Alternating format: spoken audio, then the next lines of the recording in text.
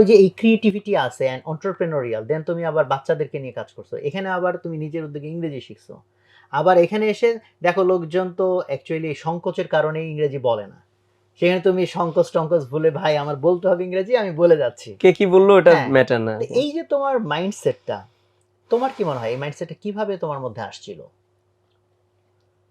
এটা আসলে কঠিন কোশ্চেন, কিভাবে মাইন্ডসেট আসছে জানি না, তবে আমি যেটা শিখি ভাইয়া ওইটা কন্টিনিউ করতে চাই। আমি অনেক কিছু জানি, বিষয়টা এমন না, মাত্র 56-57টা কোর্স করেছি আর কি, বিভিন্ন জিনিস শেখার চেষ্টা করেছি, সবকিছু যে চর্চা করছি বিষয়টা এমন না ভাই।